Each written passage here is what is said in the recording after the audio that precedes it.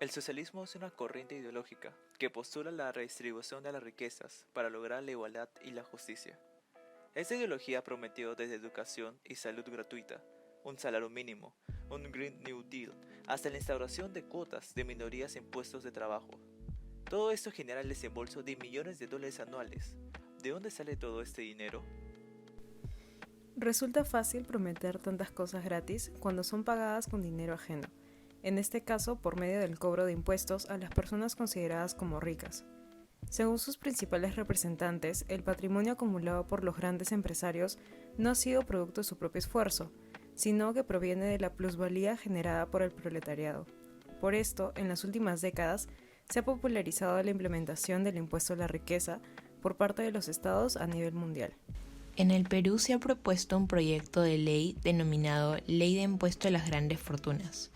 Esto a raíz de las diferencias sociales evidenciadas durante la pandemia del COVID-19, la cual ha generado una serie de impactos en desarrollo nacional, dentro de los cuales encontramos que los ingresos en el erario público son los que más han resultado afectados, el cual es un motivo en los que esta propuesta encuentra sustento. Dicha iniciativa legislativa tiene como objeto crear un impuesto que grave el patrimonio neto personal de las personas naturales. Esta se justifica en la búsqueda de la reducción de la desigualdad, buscando establecer de modo permanente en el ordenamiento jurídico un sistema tributario progresivo que contribuya a la reducción de la concentración de la riqueza en un grupo particular de la sociedad. El proyecto de ley no busca gravar la renta ni el consumo, sino que plantea la imposición de un tributo que grave el patrimonio de forma razonable y proporcional a todas las personas domiciliadas en el país. Respecto a la base imponible, se propone que un punto de inicio para dicha materia sea el monto de 400 UIT o 1.720.000 soles. Con esto se calcula un valor que permite determinar un patrimonio neto gravable a cada persona afectada. Para esto, se necesita señalar una lista de los activos que permitirán determinar la base imponible. Estos son los bienes inmuebles, vehículos automotores adquiridos en los últimos 3 años, acciones y bonos en los mercados bursátiles, depósitos bancarios y créditos existentes, objetos de colección, obras de arte y joyas cuyo valor supere el equivalente de 2 UIT, y otros títulos financieros que se determinen en el reglamento de la ley. Según el proyecto de ley, la aprobación de esta propuesta implica ciertos costes inferiores a los beneficios que aportaría este impuesto, ya que promovería un sistema tributario más eficiente por la imposición de una carga imponible directa a los ciudadanos con un patrimonio millonario. Es así que hará viable la reducción de los índices de desigualdad y, como beneficios, los ingresos dirigidos al tesoro público ayudarían a la población que se ubica en los percentiles más bajos de la pobreza. El objetivo de esto es crear una sociedad igualitaria donde el Estado ayude al que más lo necesite, usando la economía como herramienta para obtener la máxima prelación de los recursos en la escala de valores, tanto para fines públicos como para los privados.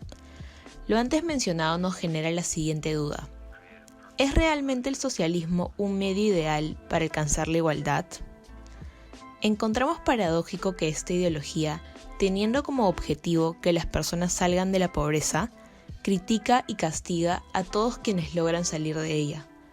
El ideal socialista es una noble ilusión inalcanzable, pues los bienes son escasos y la igualdad es imposible.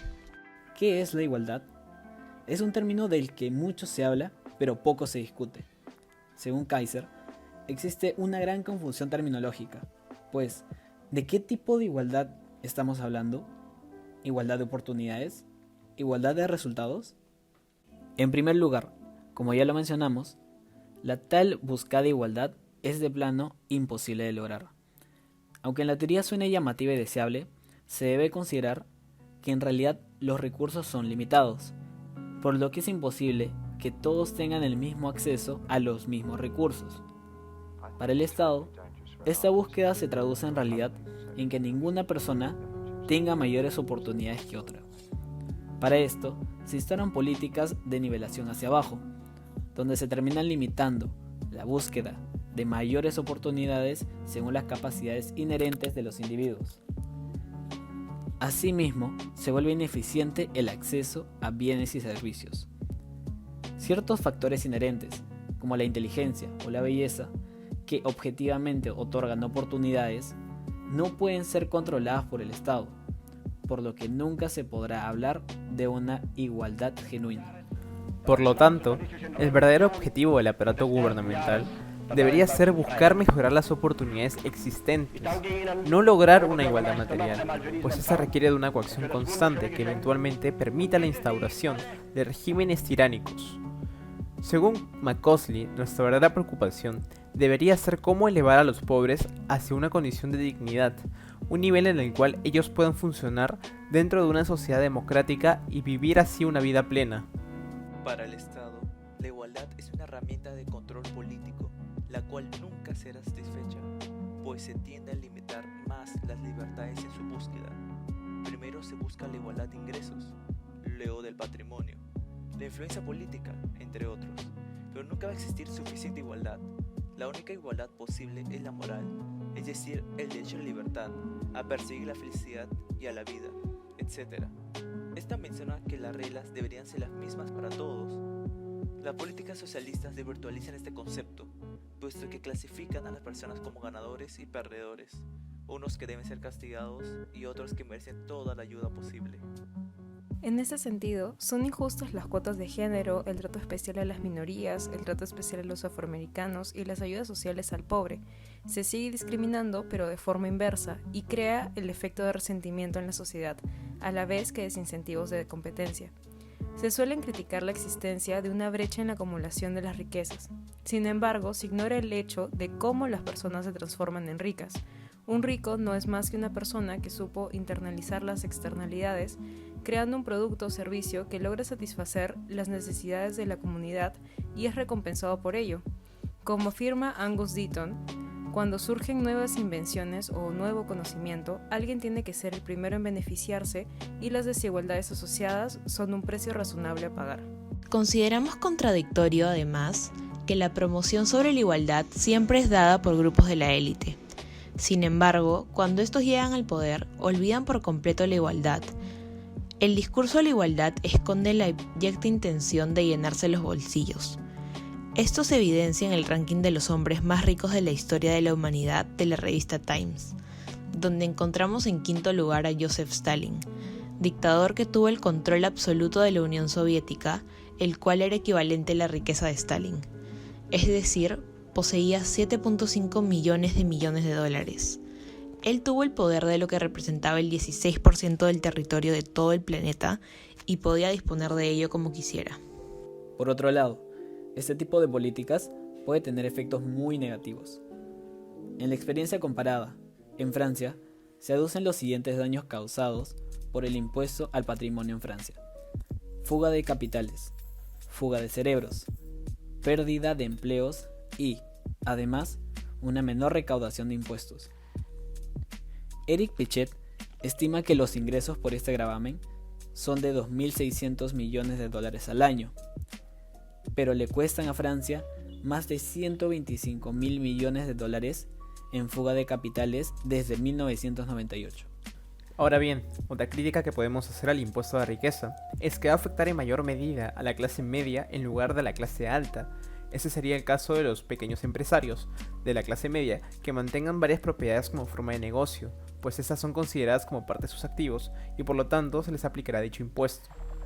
Por otro lado, es imposible determinar a nivel nacional y con exactitud qué propiedades se usan para laburar y cuáles no.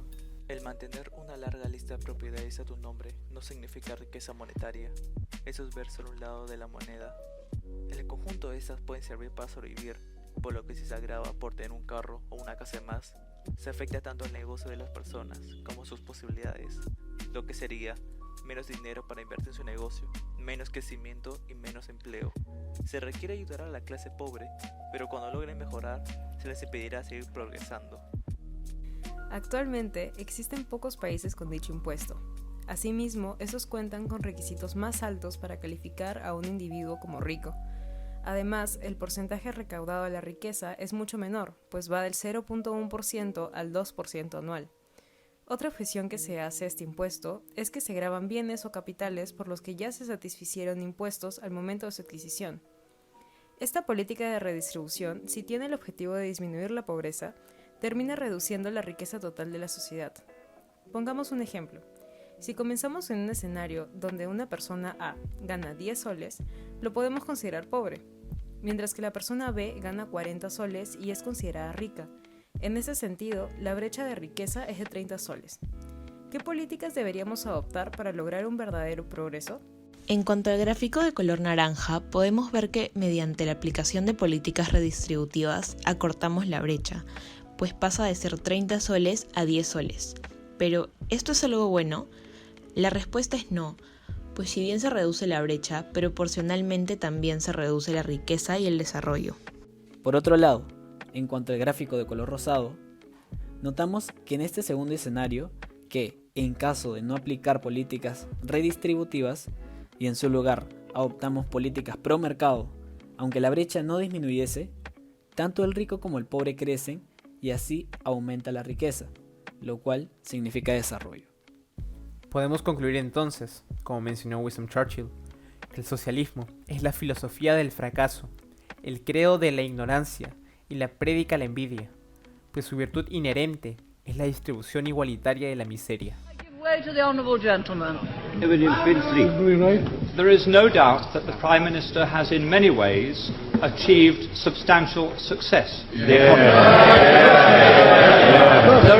is one statistic that I understand is not, however, challengeable, and that is that over her 11 years, the gap between the richest 10% and the poorest 10% in this country has widened substantially. That's right. How can she say at the end of her chapter of British politics that she can justify many people in a constituency such as mine being relatively much poorer off, much less well housed and much less well provided than it was in 1979? Surely she accepts that is not a record that she or any Prime Minister can be proud of.